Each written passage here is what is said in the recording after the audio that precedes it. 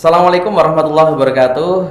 Jumpa lagi sahabat religi yang dirahmati Allah di acara podcast Kemangi, Kementerian Agama Kabupaten Pati memberi informasi, dan saat ini kita jumpa kembali dengan narasumber yang berbeda. Ada saya Zainal Arifin, dan narasumber yang telah hadir saat ini ada beliau Kiai Haji Abdul Manan SPDI yang saat ini menjabat sebagai Wakil Ketua DPW FKDT Jawa Tengah. Dan sahabat religi yang dirahmati Allah, kita nanti akan menjumpai banyak informasi tentang FKDT di Jawa Tengah maupun di Pati khususnya yang akan disampaikan oleh beliau Kiai Abdul Manan SPDI. Dan untuk memanfaatkan waktu yang sebaik mungkin, kita langsung berbincang-bincang dengan beliau. Assalamualaikum warahmatullahi wabarakatuh, Kiai. Waalaikumsalam warahmatullahi wabarakatuh. Bagaimana kabar hari ini? Alhamdulillah sehat. Alhamdulillah. Tampaknya agak banyak program ini di perencanaan yang terlihat ini dari kening. Harus kita harus semangat. Baik, Kiai. Kita saat ini berbicara tentang Madrasah Diniyah Takmiliyah. Saat ini di Pati bagaimana keadaannya dan progresnya dan pandangan dari panjenengan sebagai Wakil Ketua DPW FKDT Jawa Tengah seperti apa, Kiai? Semoga. Terima kasih.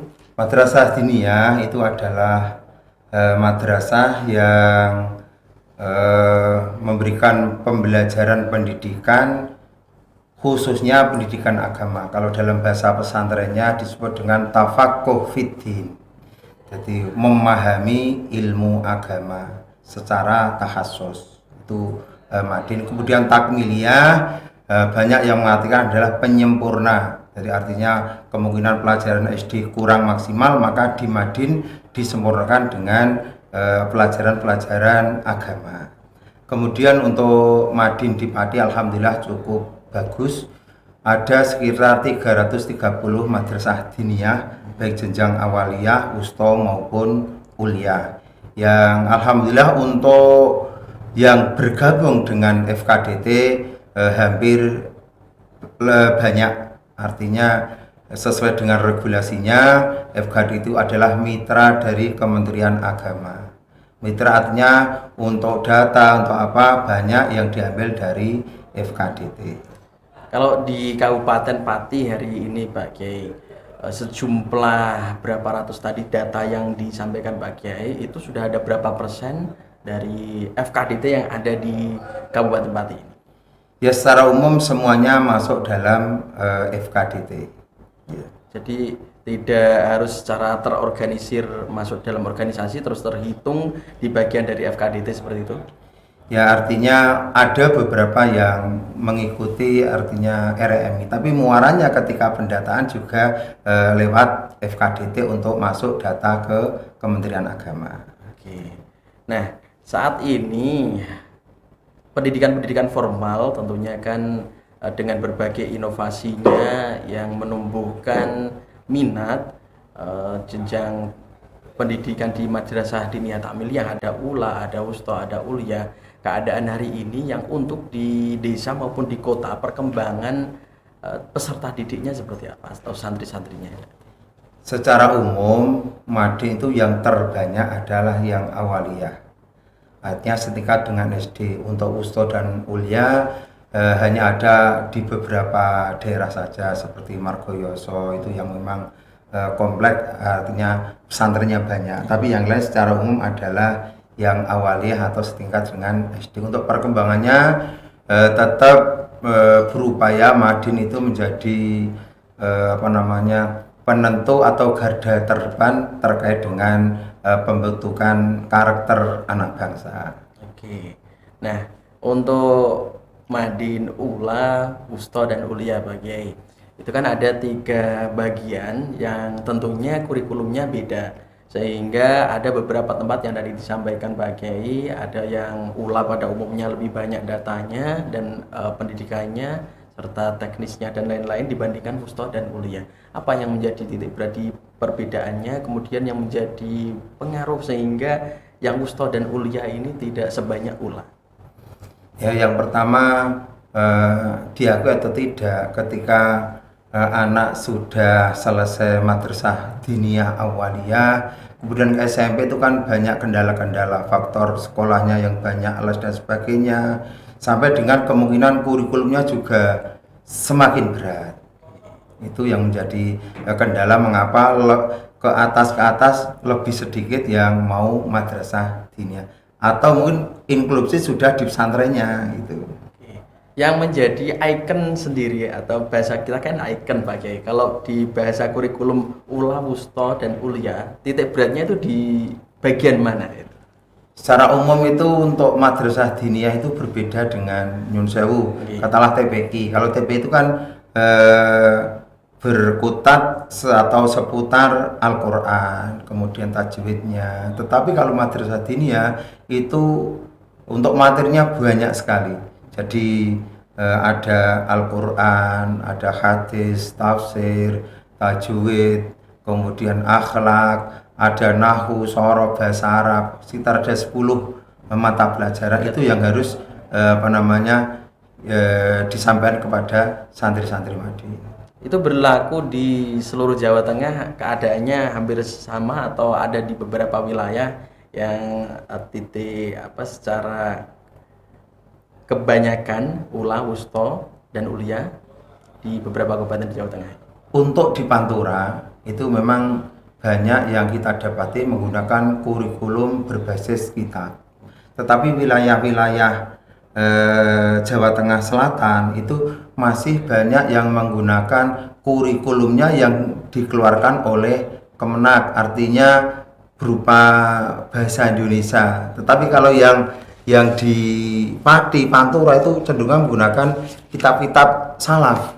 Ya, kitab-kitab salaf Arba'in, ada kemudian tajwidnya Durusul Fiyah, Tuqfatul Atfal, terus Amsilat Tasrifiyah. Itu lah kita mengapa menggunakan kitab-kitab salaf? Karena tabarukan lil masayih. Jadi golek berkah para guru, para alim sing wis nganggit kitab. Dan saya yakin kurikulum berbasis kitab akan selalu kita gunakan, artinya sepanjang masalah, walaupun kurikulum yang lain setiap ganti menteri biasanya ganti guru, tapi kita tidak tetap menggunakan kurikulum kitab itu yang menjadi utama. Itu salah satu keunggulan di kurikulum di Pati khususnya ya Ki. Nah, kalau di ula, di wusta, di ulia, mulai dari ula ini sudah memakai kurikulum yang tadi disebutkan Pak Ki atau di tahapan tertentu? Sudah, mulai kelas 1 sudah menggunakan kurikulum kitab. Kelas 1 contoh, kelas 1 fikihnya kita gunakan Mbah Asnawi Fasolatan. Itu seluruh Pati sudah, karena kita ada pijakan kurikulum yang dikeluarkan oleh Kementerian Agama, yaitu pada tahun 2015. Ini adalah kurikulum Madin yang digunakan se-Kabupaten Pati. Jadi sudah ada kelas 1 kitabnya apa, terus kemudian kelas 2 fikih gitu, 1, 2, 3 berbeda-beda. Itu sejak 2015 dan alhamdulillah sampai sekarang untuk evaluasi atau tes atau UB se-Kabupaten Pati serentak gitu. Dan biasanya itu untuk serentaknya dikoordinasikan oleh FKDT gitu. Iya, ya mulai pembuatan soal, penggadaan, distribusi, kemudian ijazah itu yang melakukan adalah FKDT. Oke. Nah, di tengah pembahasan kurikulum, di tengah keadaan jumlah pendidikan ula, wusta dan ulia madrasah diniyah ta'miliyah ini, ada tantangan-tantangan apa yang paling berat di lapangan ini Pak Kiai dalam rangka pendidikan non formal ini? Tantangan yang pertama yang jelas adalah zamannya. Zaman HP, zaman itu medsos itu juga menjadi kendala anak untuk belajar maju. Yang kedua, kadang-kadang mereka berpikir Madin tidak ada artinya mungkin ijazah itu belum ada pengakuan secara pasti, sehingga mereka kadang-kadang tidak seperti sekolah SD atau yang lain. Itu diantara kendalanya.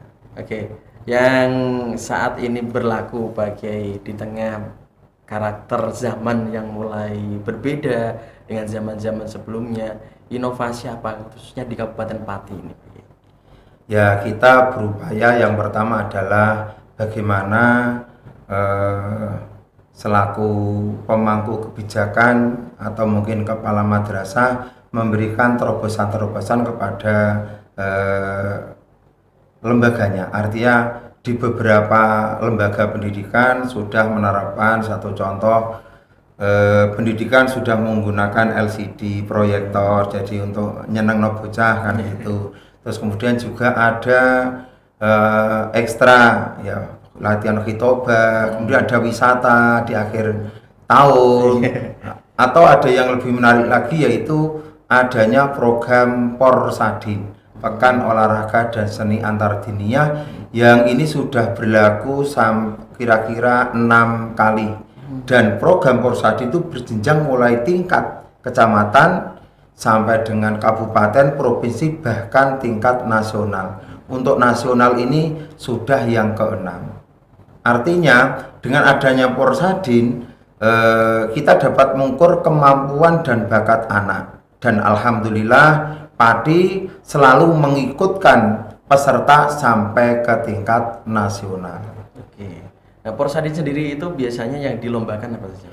Banyak sekali, mulai dari yang olahraga itu ada lari, kemudian bulu tangkis, kemudian tenis meja, kemudian lagi ada catur.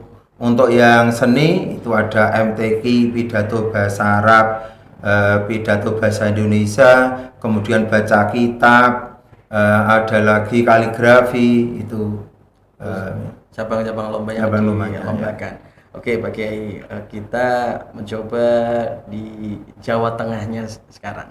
Pak Kiai sebagai Wakil Ketua DPW FKDT Jawa Tengah tadi. Iya. Secara struktural apa yang sudah dikerjakan hari ini di tengah zaman yang seperti ini, khususnya dari strukturalnya, Pak Kiai?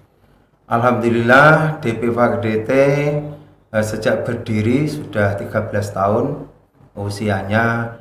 Untuk DPW FKDT termasuk penggagas ketika ada insentif gubernur, dan sampai saat ini dirasakan oleh guru-guru Madin setiap bulannya dapat 100.000. Walaupun 100 tapi sungguh berbahagia sekali ketika guru Madin mendapatkan itu. Kemudian kita juga selalu koordinasi dengan Kanwil, beberapa kali kegiatan pembinaan guru Madin, kemudian manajemen kepala sekolah, itu sering antara Kanwil dengan DPW FKDT mengadakan kegiatan baca kitab kuning cepat. Itu juga pernah kita diundang Kanwil kerjasama dengan DPW FKDT. Yang terbaru kita ingin mempunyai kantor DPW FKDT. Kebetulan untuk tanahnya sudah terbeli di lokasi makam Simbah Hasan Munadi di Nyatnyono, Ungaran Barat. Dan beberapa bulan yang lalu sudah dibangun sebuah pendopo yang gunanya nanti untuk berkumpulnya pengurus-pengurus DPC se-Jawa Tengah. Kebetulan dihadiri oleh Wakil Gubernur kita Bapak Gus Yasin, kemudian Rois Suriah, Mbak Ubaidillah Sodako. Oke. Nah, kabarnya juga ini yang menjadi satu menarik sendiri kaitan dengan program kerjanya DPW FKDT Jawa Tengah terkait dengan ijazah diniyah. Ini sudah mulai menjadi daya tarik tersendiri. Kabarnya di beberapa wilayah ini menjadi poin ketika melanjutkan jenjang di atasnya. Gimana itu, Ki? Betul. Sebenarnya untuk ijazah itu sudah diterbitkan dari Dirjen Pendidikan Agama Islam. Itu sudah ada yang namanya tata caranya atau juknis penerbitan ijazah. Itu sudah. Yang kedua, di beberapa daerah kabupaten seperti Kota Tegal, dan sekitarnya wilayah Jawa Tengah yang sebelah barat itu sudah menerapkan poin bagi ijazah madin untuk melanjutkan ke jenjang yang lebih tinggi. Artinya sudah ada kerjasama dengan Dinas Pendidikan, Kemenak, dan instansi lain. Artinya disepakati dan itu berhasil. Mengapa demikian? Karena Madin sudah membentuk karakter anak selama 4 tahun, masa kalah dengan yang berprestasi sehari juara lomba. Itu yang kita pertahankan, dan sekarang kemarin ketika ada pembangunan kantor DP, Gus Yasin sudah memberikan penjelasan bahwa pemerintah daerah, artinya provinsi, juga siap mengeksekusi ijazah itu untuk menjadi poin di jenjang yang lebih tinggi. Oke, dan itu sesuatu yang alhamdulillah ya, itu bisa tercapai per hari ini. Dan nanti di ujung ini kita bicara tentang evaluasi. Dari berapa tahun 13 tahun berdiri ya FKDT ya. Nah, evaluasi yang paling terbesar di tengah pembangunan karakter ini apa saja yang menjadi catatan dari FKDT sendiri menghadapi perkembangan zaman ini? Ya, FKDT tetap selalu untuk mempertahankan pembelajaran madrasah diniyah, karena ini adalah garda terdepan untuk pembentukan karakter. Maka kegiatan-kegiatan organisasi sangat-sangat diapresiasi. Artinya DPC ketika masa jabatan habis harus diganti, terus kemudian di tingkat DPAC ketika habis harus ada reorganisasi, walaupun setelah itu bisa dipilih kembali. Itu diantara menjaga agar organisasi ini tetap eksis di masyarakat. Periodenya berapa tahun, Pak? 5 tahun sekali. 5 tahun sekali. Iya. Oke. Kalau indikator keberhasilan pembelajaran, baik yang ada di kecamatan, di kabupaten, atau di tingkat wilayah, pastinya kan ada juknis tertentu. Apa yang menjadi indikator dari bawah sampai atas itu? Apakah ada perbedaan atau ada sesuatu yang sama? Untuk masing-masing daerah itu masih berbeda. Artinya di Pati untuk evaluasi kita gunakan ulangan umum bersama, kemudian ujian bersama. Tetapi untuk wisudanya diserahkan masing-masing lembaga. Tetapi di daerah lain ya itu sudah mulai wisuda bersama, ujian bersama, atau wisudanya satu kabupaten dijadikan satu, sudah mulai seperti itu. Apakah ada satu hal yang menyamakan di wilayah Jawa Tengah ini? Ya, sebenarnya ke arah sana ada, termasuk kurikulum juga sudah dibenahi bagaimana kurikulum Madin bisa berubah. Bahkan tingkat nasional itu ada ujian, cuman ya sifatnya Madin ya punya kekhususan sendiri sebagaimana pesantren, nggak bisa disamakan pesantren nahwu, ini pesantren tahfidz dan sebagainya. Tetapi ke arah kebersamaan itu ada. Oke, dan ini yang terakhir kalinya, Pak Kiai. Selama ini pendidikan formal dan non formal dengan model yang macam-macam diniyah takmiliyah ini menjadi satu bergening tersendiri di masyarakat yang jauh hari sampai hari ini. Pesan atau titik yang paling penting di tengah karakter ini, apa yang ingin Pak Kiai sampaikan kepada masyarakat khususnya di Kabupaten Pati dan di tengah gemerlapnya Olimpiade Nasional, sehingga makan waktu, sehingga diniyah ini seakan-akan diduakan nih. Monggo. Nggih, menurut saya madrasah diniyah itu harus kita pertahankan. Jangan ada image lulusan madrasah itu dadi apa entuk apa. Padahal yang kita tahu madrasah ini adalah awal ya pendidikan dasar untuk ke jenjang berikutnya. Kalau kita menyimak kemarin ada acara Harlah FKD 13 sekaligus Munas FKDT yang dihadiri oleh Menteri Agama, kemudian Menteri Sosial, kemudian ada dari Kapolri, dari Basnas. Itu dalam sambutan beliau ternyata mereka dari kecil juga madrasah diniyah. Dari banyak yang mereka sampaikan terkait dengan kurikulum Rok Sunsi dan sebagainya. Kalau Aditul Awam itu kan semuanya, tapi ketika ke sananya atau ke sininya itu jarang yang mau tahu apa itu Madin. Lah makanya dengan acara Hela kemarin berharap bahwasanya Madin ini harus dipertahankan ya. Kadang apa jadi Mudin loh. Mudin sekarang kan beda kami dulu. Artinya anak akan merasa wah dhisik kok aku ratenan nang Madin ketika dia di pesantren, ketika dia sekolah yang di atasnya. Ya itu kita harus tetap mempertahankan dengan cara ya minimal sering kita dengan orang tua, dengan masyarakat sering kita sampaikan pentingnya pendidikan diniyah. Minimal biasanya kan dikutu iso tahlil, iso sholat, karena kita kan pendidikan dasar itu harapan kita seperti itu.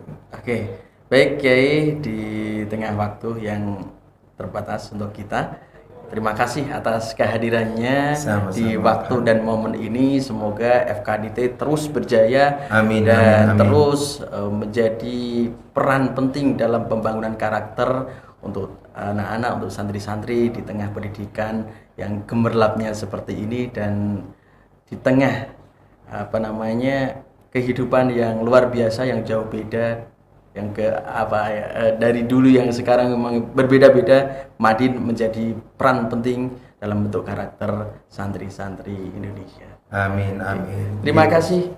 Dan sahabat religi, sudah perjumpaan kita di podcast Kemangi, Kementerian Agama Kabupaten Pati memberi informasi, semoga memberi manfaat, dan sampai jumpa di waktu dan narasumber yang berbeda. Semoga tetap berkah. Wallahul muwaffiq. Assalamualaikum warahmatullahi wabarakatuh. Assalamualaikum warahmatullahi wabarakatuh.